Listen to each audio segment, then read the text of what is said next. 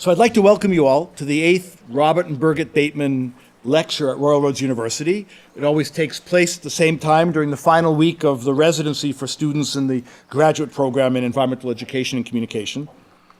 Elizabeth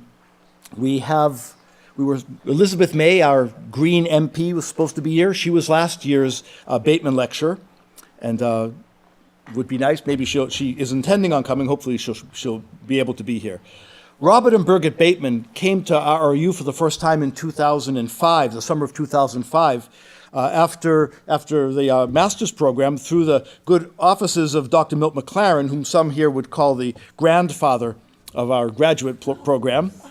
With Milt, we invited Robert to speak to the graduating students. Robert and Birgit came to Royal Roads, fell in love with both the beauty of the natural setting here as well as the integration of human and natural history, and became friends of Royal Roads. And we are still continually honored by their ongoing interest and involvement with the university and with our program.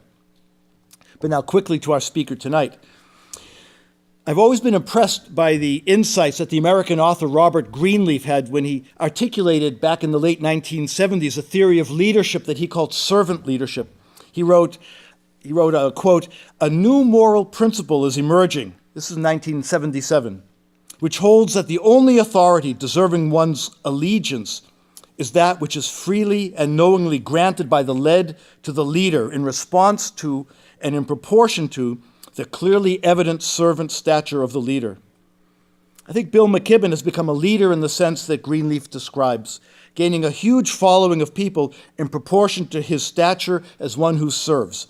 Not all people who write books, even powerful and influential books, as Bill McKibben has done, become leaders of major international social movements such as 350.org.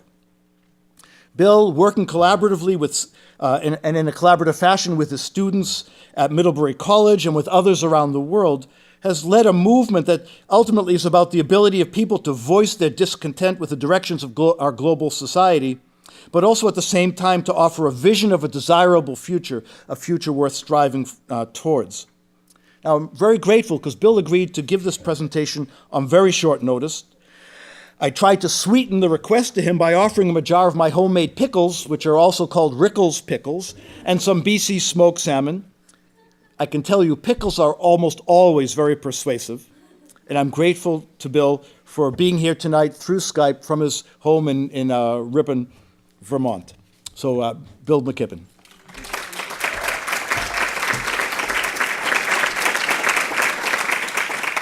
Well, thank you for that kind introduction.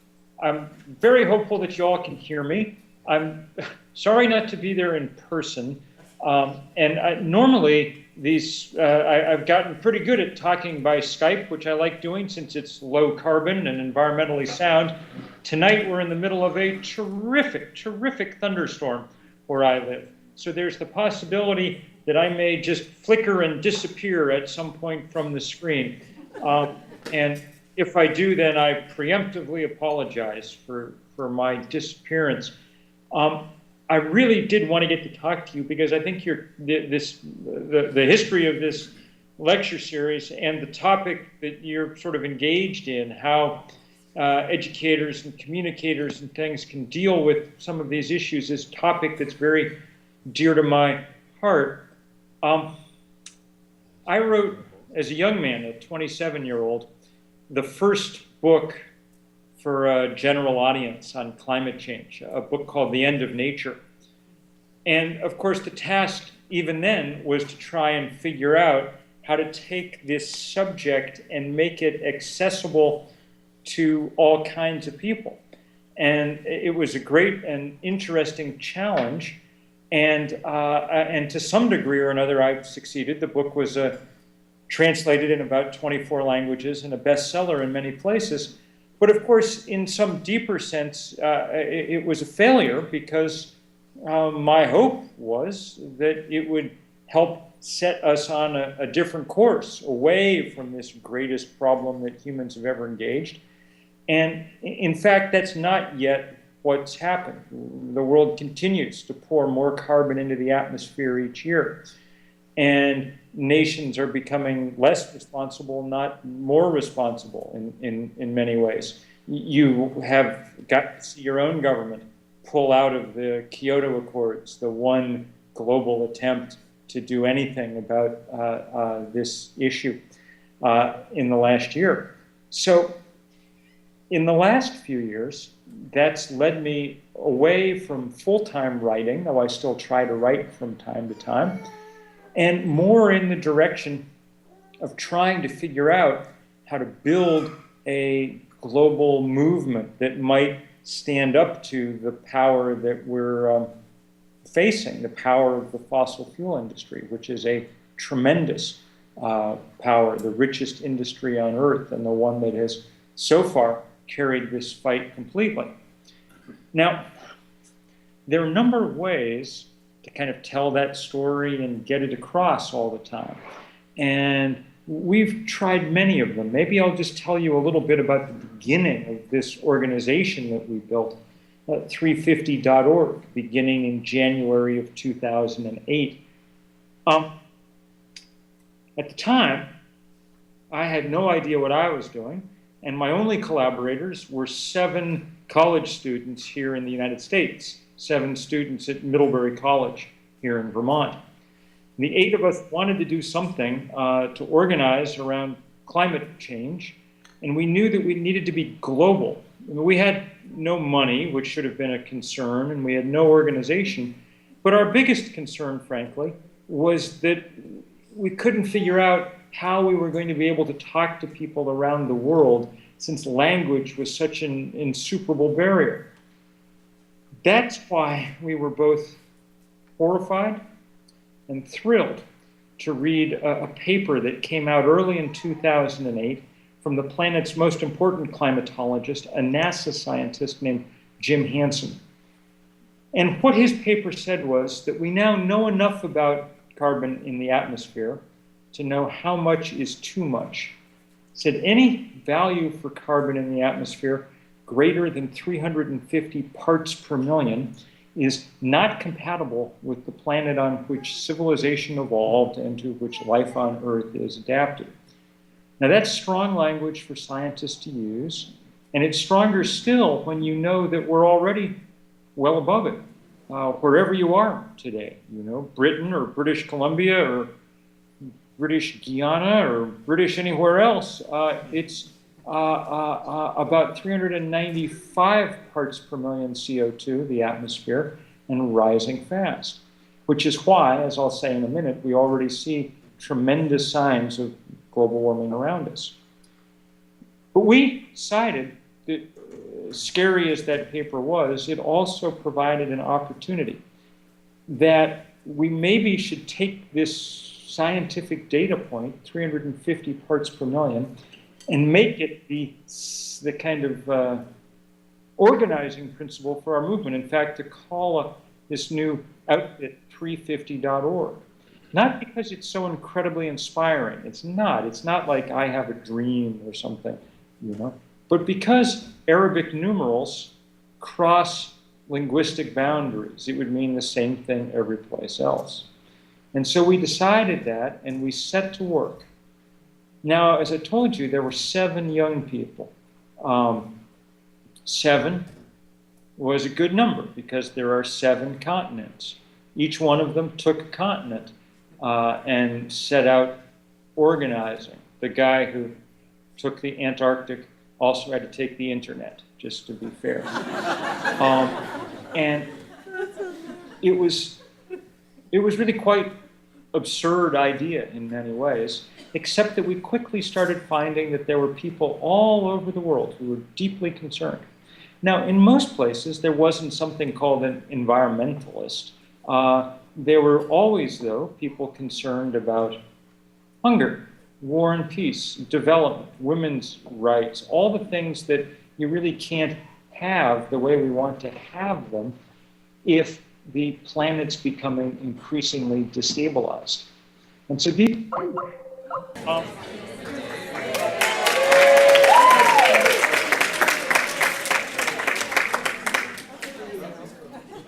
I will try to speak very quickly so we can get through this before the lightning strikes again.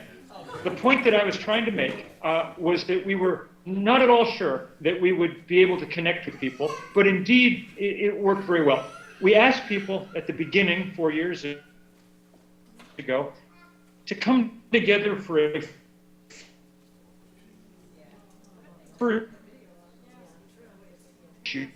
and to take this number 350 and try to break it into the kind of center of our consciousness. And it was remarkable what happened. On that first day, we had 5,100 demonstrations in 181 countries. CNN called it the most widespread day of political activity in the planet's history. And since then, we've gone on to have three more of these big global days of action on similar topics, one around transportation and bicycles, one a kind of global work party, one that we just finished this a few weeks ago that we called Connect the Dots, where we had people in thousands of locations who have already felt the sting of climate change, telling their stories, rallying in places where they'd suffered from flood or drought or whatever, and really trying to get the point across. Because, of course, we need people above all to understand that this is not some future, that it's very much a current, the biggest crisis we've ever faced. That job is becoming, I'm afraid, somewhat easier. And it's becoming somewhat easier because Mother Nature is doing a good deal to show us an enormous amount. But it turns out that that's quite a lot of extra energy within this narrow envelope of atmosphere. And what it's meant is that all kinds of things have started to happen. In the Arctic, we have 40% less sea ice in the summer than we used to. In fact, including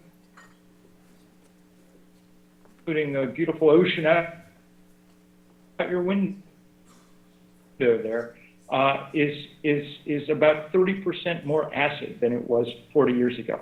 That is an enormous change, and it's already affecting the ability of shellfish to reproduce and so on. And it means for those of us on land, maybe the most obvious change is what's happened to hydrology, to the way that water moves around this planet. Warm air holds more water vapor than cold. If you want to understand this century, that's the most important physical principle. And what it means is that because the atmosphere is now about 4 or 5% wetter, a very staggering change in a basic physical parameter, it means that the dice are loaded for more drought and more flood. Now, we see that, unfortunately, happening place after place after place. Just in the last couple of years, epic flooding in Pakistan that left 20 million homeless. At the same moment that they were having the most ferocious heat wave and drought that Russia had ever experienced, which caused grain prices to spike. They've stayed pretty high ever since because we keep having crop failures due to flood or drought. The Horn of Africa, parts of Australia, the American Southwest, Mexico, where food production is down 40% in many places. The last 3 weeks, it's been across the much of the North American continent. You guys have escaped it. You're in a kind of cold and wet phase. The rest of the country, the continent, is setting every kind of record for heat day after day after day, and it's now translating into truly severe drought across the Great Plains in the Midwest of my country. And the price of corn and soybeans are now at all-time highs, corn approaching $8 a bushel, which is a grave problem for people around the world who are already on the precipice of not enough to eat. So these kind of things make it easier for people to begin at least to understand that global warming is happening, that it's real. The next set of questions, and the hardest ones, are how to get people to understand what we need to do and what kind of action to take. And there we work very hard, again, to kind of get across to as many people as we can the sort of action that we need. Our analysis has always been that it's the strength of the fossil fuel industry that's prevented action. This is the richest industry on Earth, and hence they're able to exert large amounts of political power.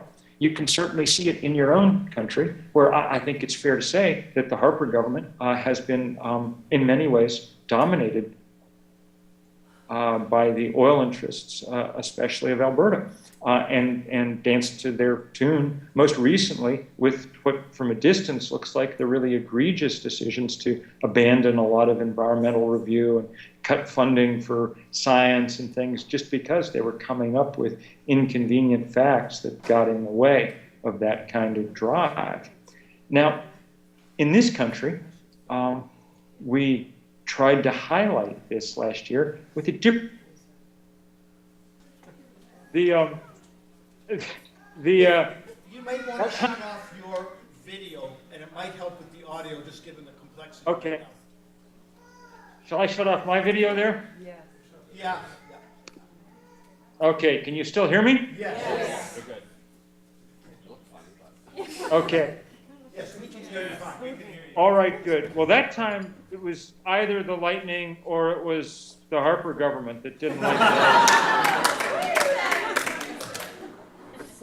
Funny aside to that story, I spent my elementary school years living in Toronto, where I went to Northleigh Public School, and 1 year ahead of me, in 5th grade when I was in 4th grade, was a young fellow named Stephen Harper. So whenever I hear him talking about foreign radicals and extremists and things, I have to giggle a little bit. These Keystone Pipeline protests, we did because we had this topic that people didn't know about, the tar sands, and we needed a way to show how serious they were.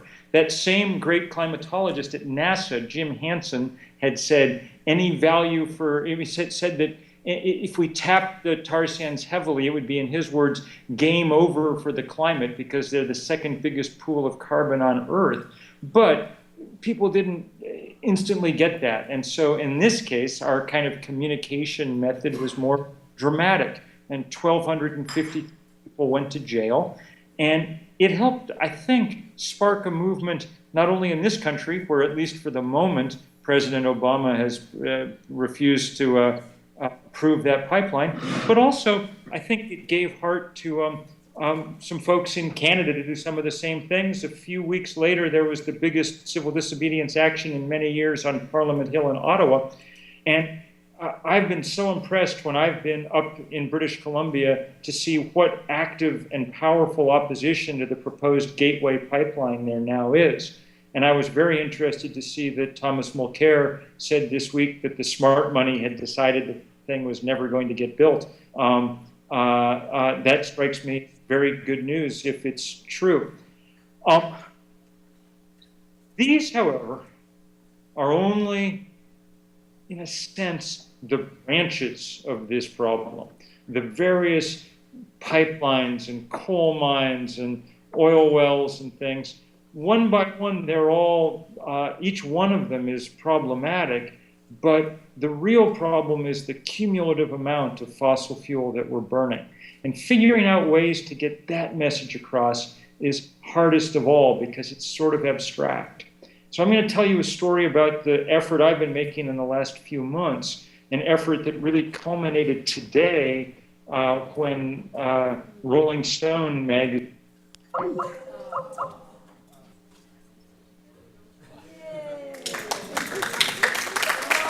Well,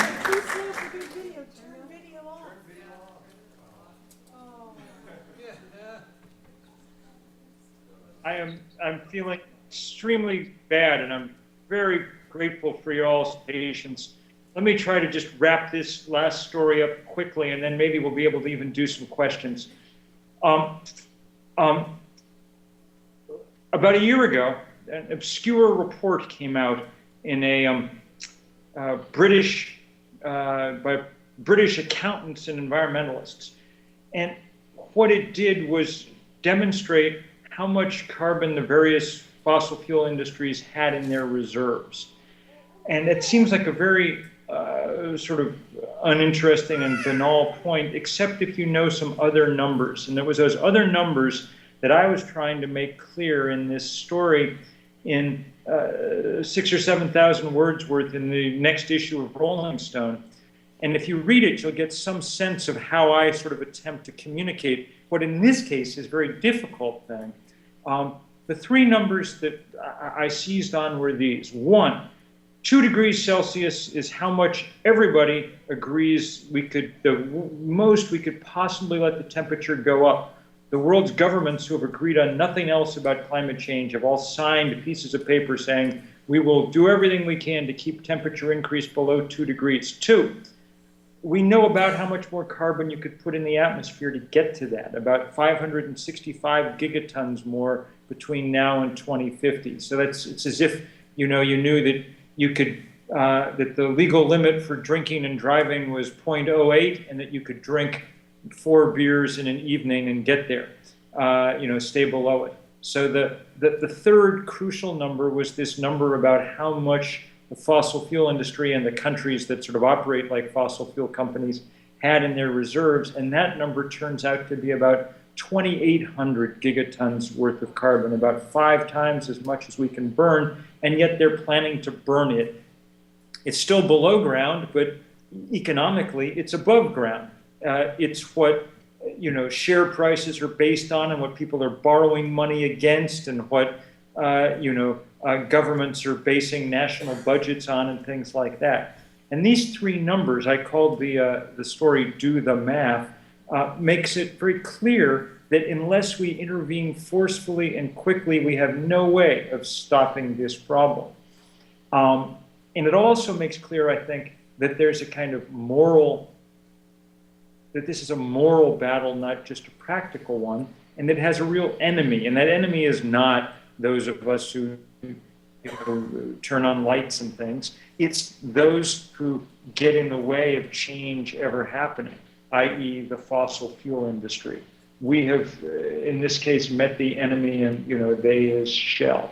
And so, in a sense, this is probably the most important piece of communicating I've tried to do since the end of Nature, to really get this across. And we're going to follow it up, I think, with, I hope, a kind of campaign based around this same theme beginning in the fall. In fact, I'll be in BC for a few days in the fall, sort of trying to make this case that the time has come for, say, colleges to be divesting from investments in the fossil fuel industry, and so on and so forth. All of this, it must be said, is a long shot. Now, I'm an activist, but I'm also a writer, so I feel compelled always to tell the absolute truth.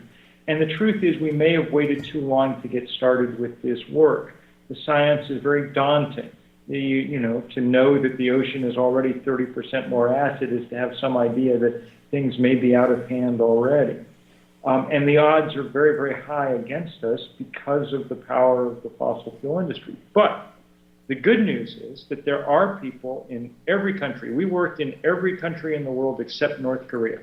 There are people in all those countries eager, ready to go to work, even though in most of them they've done nothing to help cause this problem, And it's very, very powerful to see that coalition assembling, to see people who are willing to go to jail, who are willing to go lobby and to write their legislators and to take to the streets and to do all the other things that need to happen. In a sense, in the end, this is the greatest problem of communication that we've ever faced. It's very hard for human beings to get these messages because global warming happens just slowly enough to sort of be beneath our radar most of the time. We're better evolved to deal with the saber-toothed tiger jumping out from behind the bush, not these slightly more long-term problems. In a sense, I think you could say that our dealings with global warming are a kind of test of whether the big brain turned out to be a good idea or not, whether it was perceptive enough, and whether it was hitched to a big enough heart, maybe, in order for us to undo the damage that we're doing? And I don't know what the answer to that question is going to turn out to be, but I do know it's the most interesting question that we have. And I'm very grateful to you all for taking an interest in it, and even more grateful to those of you who are willing to take a stand and to do something to be part of the solution of this problem. I'm afraid we'll have lots and lots and lots of work for you to do in the years ahead. And I hope that you'll at least go to 350.org and kind of sign up so that you'll be kept in touch as we figure out what makes sense going forward. Many thanks for your patience. I'm going to before the lightning stops me again, in the hopes that I might be able to get in a few questions from all of you. But again, I'm really grateful for you. Thank you very much, Bill.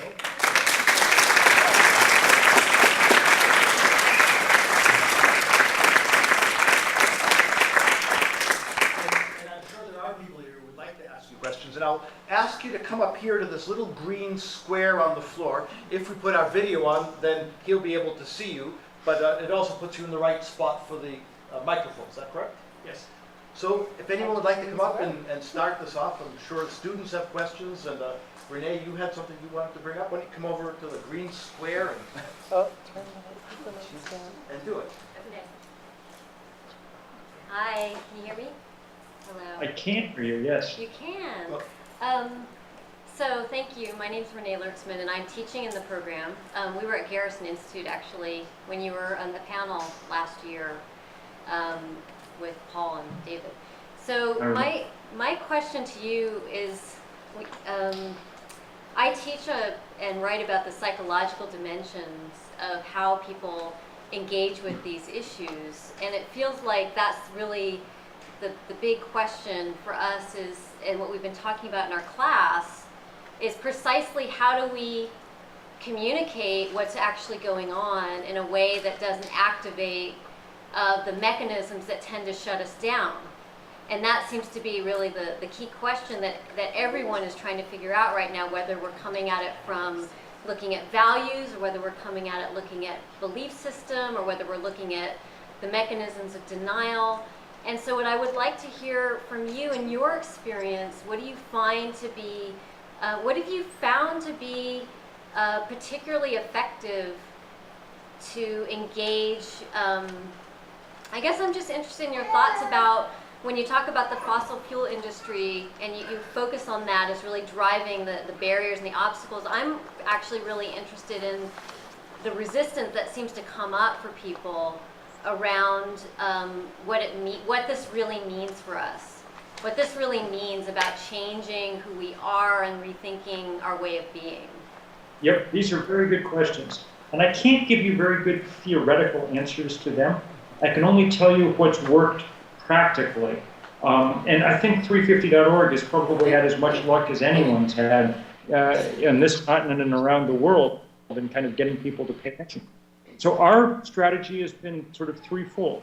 One, to just simply tell the truth, not to be alarmist, but just to tell people what's going on all the time. And often do it in sort of scientific, fairly scientific ways, beginning with the name of our organization. People said, oh, it's too complicated, no one will understand it. But in fact, people do understand it easily. The analogy is the same way that if you go to the doctor and the doctor says, look, your cholesterol is too high, that's the point at which people, say, okay, what pill do I take or something?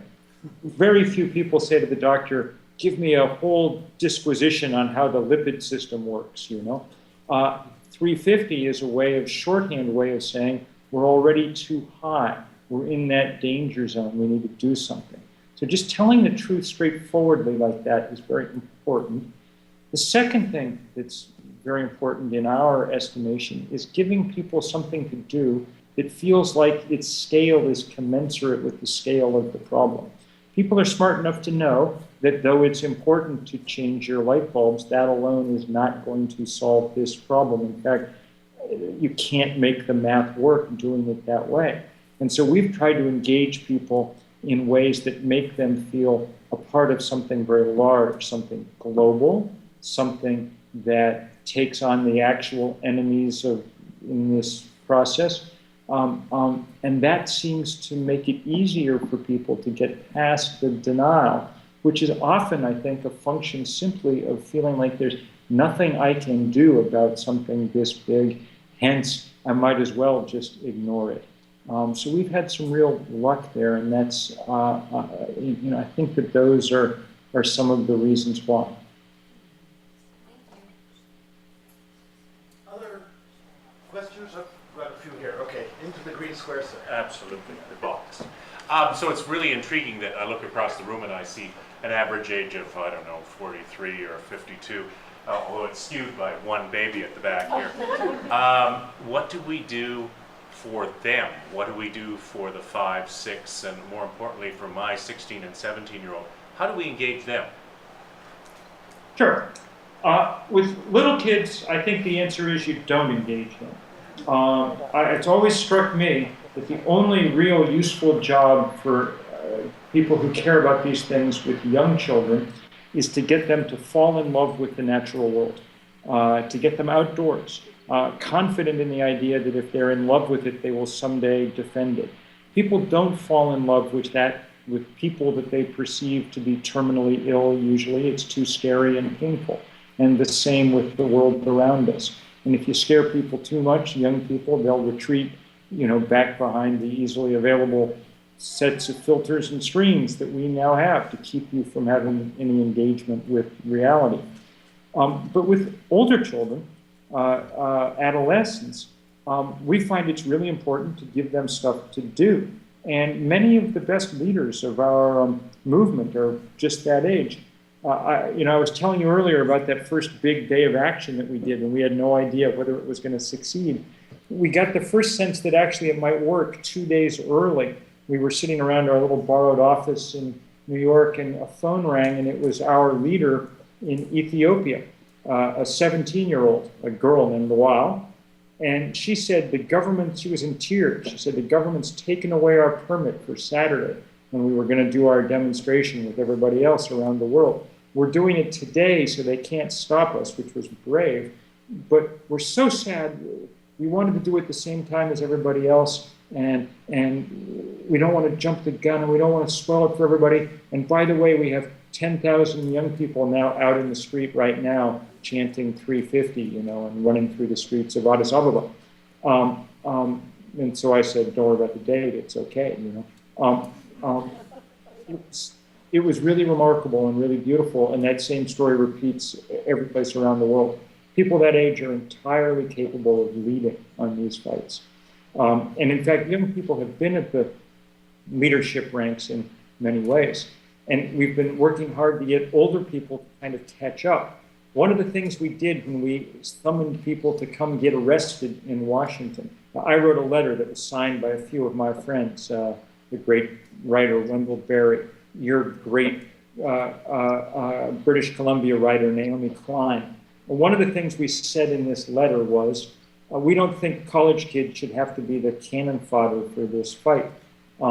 Because if you're 22 right now, you don't really need an arrest record on your resume, But one of the few good things about growing older is, past a certain point, what the hell are they going to do to you, And that's pain. We didn't ask people, how old are you? But we did say, who was president when you were born, okay? The two biggest groups had been born during the FDR and Truman administrations, so a long time ago. And that was made me very happy. So it's very good to see people of all ages getting together in this fight.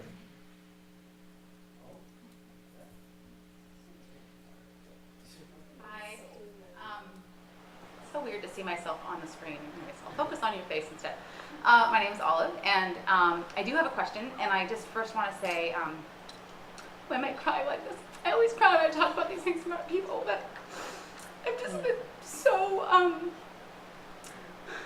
I've been so inspired by your work. Like, I've seen a kind of, like, really beautiful, focused determination in like, I guess the activism that I've seen you engage in over the last couple of years, and I guess courage is the word, like this kind of courage that, yeah, I've really, it's given me a sense of sort of possibility.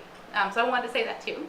But I'm also curious about this question of the heart, which might be obvious since I'm someone who's pretty connected to my emotions in a pretty present way. And you talked about this idea of, you know, global warming being a test of our sort of, whether or not our brains are big enough, but also whether they're hitched to a big enough heart. And so I'm curious if you could just speak more about what you mean by that. And also, you clearly have a brain that's big enough, but I'm curious about how it's hitched to your heart and how that connects to the work that you're doing. Thanks. So those are very, very good questions.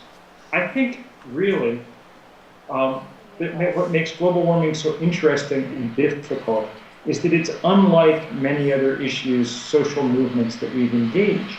So when you had, say, in my country, the civil rights movement, okay, there was a big core of people for whom it was very much in their self-interest to do something about it because they were black and their lives were being made miserable, okay? And they were the foundation of that movement. But in this case, most of us in the developed world remain more the beneficiaries than the victims of fossil fuel for the moment.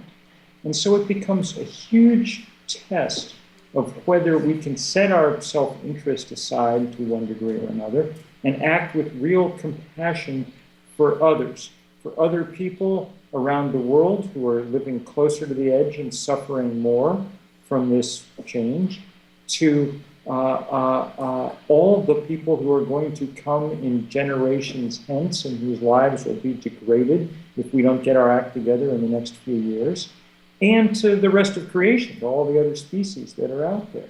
And that's why, to me, it's so preeminently a moral issue and needs to be understood in those terms. So that means all kinds of things, including the ability to just speak very forthrightly and lovingly about the people who, and creatures that we're trying to preserve. That's how I originally got involved in this, out of my love for the natural world around me, out here in the woods where I live. And since then, I've developed better reasons, all the people who are suffering around the world too. But one of the ways that we institutionalize some of that feeling is, of course, through religion. And it's been very good to see the involvement of religious communities. We've really managed to organize them in a big way for the first time. I'll never forget the day that we had thousands of churches around the world ringing their bells 350 times, people blowing the shofar at temples 350 times, and people reciting 350 verses from the Quran, all around the world. Another way we institutionalize some of that love and compassion is with art. And we've tried to use big, large-scale art projects that involve thousands of people as a kind of effective tool, and that's been beautiful to watch too. It's going to take all these things in order to have the kind of impact that we need to have, because in the end, of course, it's a very practical question. Can we keep X quantity of carbon out of the atmosphere? If we can, then we have a fighting chance. But that's just the right question, and I'm very grateful for it.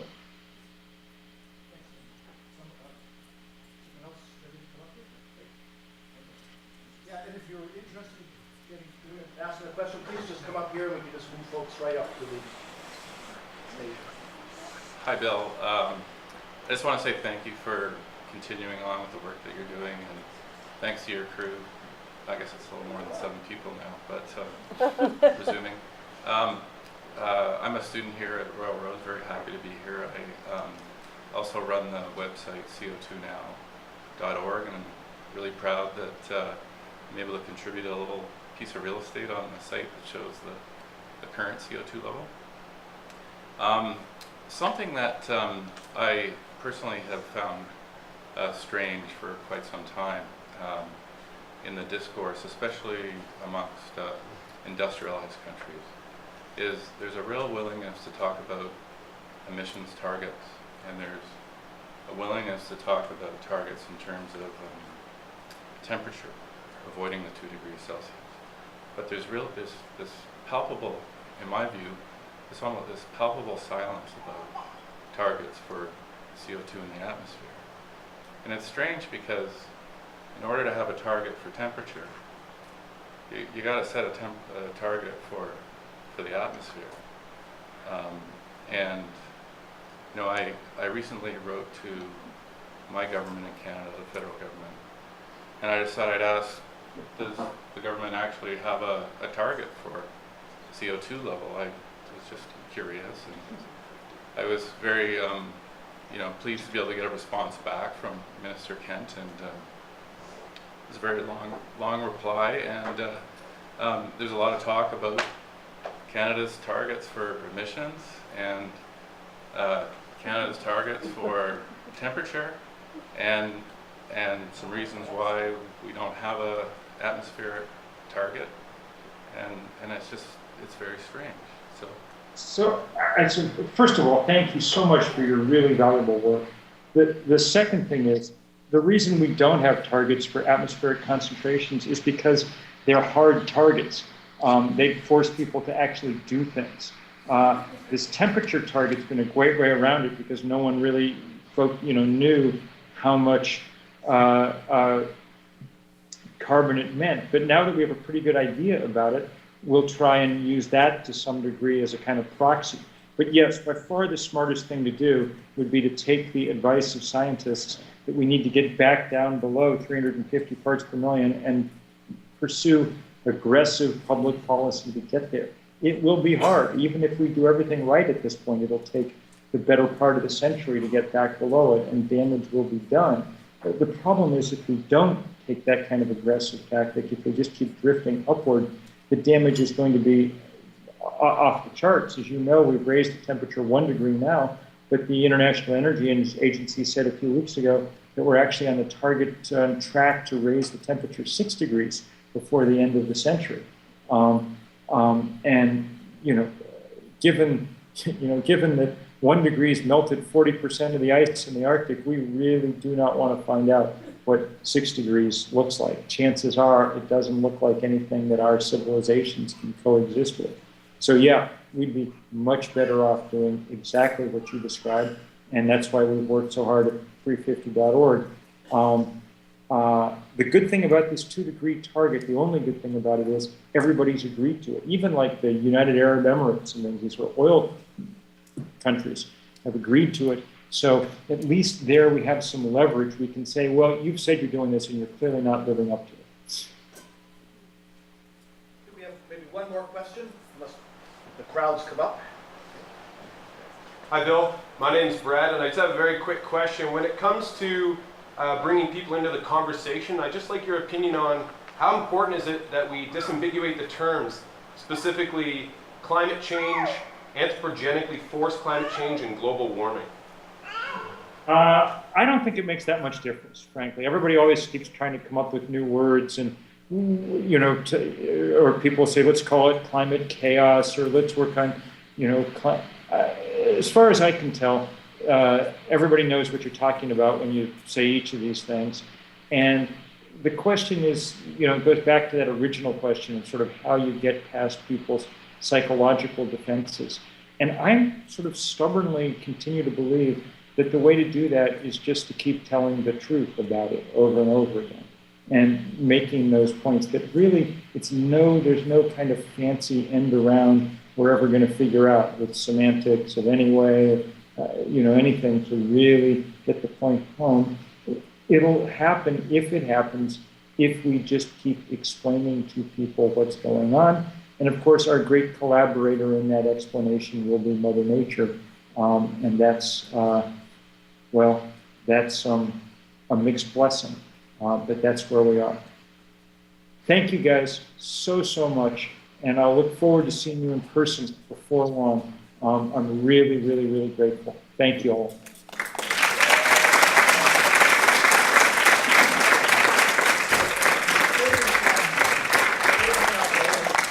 It's 10:30 in the evening in the middle of thunderstorms That's right. in Vermont. So, but we'd like to have Milt McLaren, who's a longtime environmental professor and one of the co-founders of the program, just say a few words of thanks. Bill, thank you very much for struggling with Skype. I appreciate very well. I've been doing Skype conferences all day today, and so we didn't have any thunderstorms, so I do appreciate that a lot.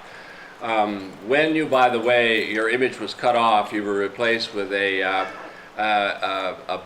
torso with a question mark, and I felt that's my image most of the time, actually. So we did appreciate your laboring with this, and I know that a lot of what you said tonight is going to provoke some good conversations here, and we do deeply appreciate the time that you've spent doing this for us this evening. And I'd like everybody to just affirm that again, please.